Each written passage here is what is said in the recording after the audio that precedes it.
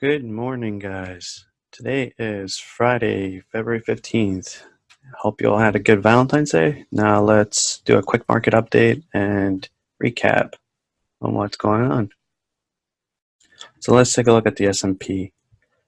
Last time we were looking at this channel and we said from this point we're looking for some upside to either do some kind of flat correction into more upside or pivoting here into the downside, possibly to the middle of this channel, coinciding with the 50 moving average. Let's take a look at the daily. So what happened was this was our second alternative that we were going to go higher. So what we see now is that we have come above the golden pocket and above the 200-day moving average, which is pretty bullish. So let's take this off. Let's take a look at what's going on here.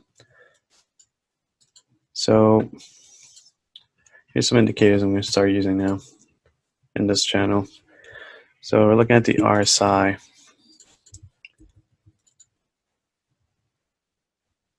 The relative strength index. So now we're seeing some divergence here. We're seeing divergence here. Let's use the arrow.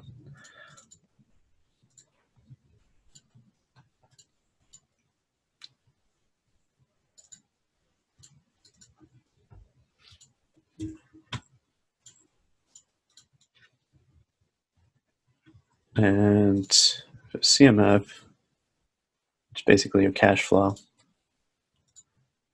we're seeing a downtrend here. And it's almost making some kind of like head and shoulders. So what does this tell me? It's telling me that we're nearing some kind of top soon. It could be here, it could be here, it could be higher. Time will tell. So what we have to keep in mind is that this whole rally, to me, it smells like some retail fear of missing out type of action, where it's just basically a straight run up, very minimal retracements, not enough cash flow going in. Everything is giving you divergences. However, we are approaching that bullish region on the 70 RSI. And we did go above the 200 MA moving average on the daily. So that could signal a potential continuation of the bullish run here. However, we got to be cautious as we're still expecting a pullback. My personal view is we are going to get some kind of fake out where we do take magnet off, we do a run up. We're going to get past the 50 MA. We pulled back, we tested it, and we kept going back up. We formed this channel where we made it above the median. We're about to hit the top. We're probably going to see a little minor pullback, which kind of are right now. And then we're going to break it. And all these people are going to, by these people I'm saying retailers, not smart money, are going to rush in and buy this breakout. And they're going to see an impulse up, which basically you're feeding into the shorts. So I think we're going to see a bull trap here for our retracement basically. And that'll give us a panic sell into our buy for long positions. So what targets am I going to be looking at now? So our red here is the 200, I believe. Yeah, the 200. Our green is the 50 moving average. So what I'm looking at right now is, let's put some red here. That might be confusing. Yeah, it's bright. So what we'll be looking at is some kind of confluence on resistances. Something like that. And a straight line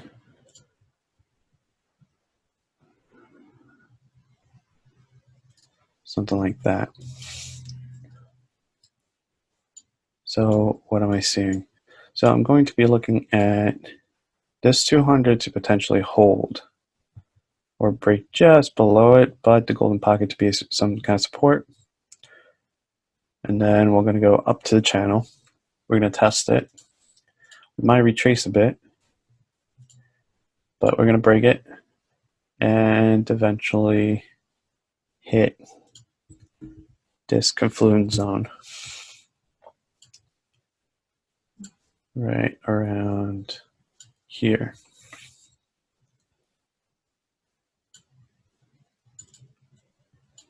Right there. We're going to go to the next fib, the 786, and this cluster of confluence resistance right here. So we see this downtrend line, and it's more like this.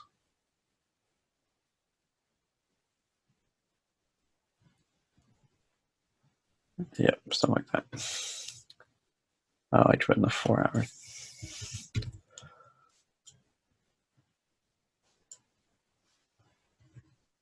We see this downtrend line. Sorry. See this downtrend line here, which will take us to about 2800, which is confluent with the 2815 or the 786 of the downtrend, and a bunch of resistances here, which are very significant. What I'm expecting is on a lower time frame to give us a golden cross. For example, the 4 hour. That's what I was looking at the 4 hour before. I expect this to happen where they're about to cross possibly near 2800. We get that golden cross, which will signal more people to buy in, and we'll break into that area. And then come down. While this continues to move up, as this is a average of 50 days, 50 bars, and this is a 200. While this continues to occur, we'll get a pullback, possibly. Let's see. Now this is speculation, as we don't have enough data to say for definite or more certainty, rather. We're probably going to get a short retracement. Let's say we end up at the fib around 2815. We're probably going to get some kind of retracement around the golden pocket in the 236, because sentiment is that people are going to have some fear of missing out. So if this center of resistance is not going to become support, that'll be a great area to be looking at. If we extend this, there we go. If we extend this, we can kind of see that happening too. Something like that. So just some things to look forward to here. But just keep in mind, I would not be getting into this market. Well, the SPY, SPX, NASDAQ, QQQ, I would probably look at individual names rather than playing the indexes, just because we're getting some divergences and we're not quite sure where the top is. So you don't want to be buying here. You want to be buying on a retracement. To give an example,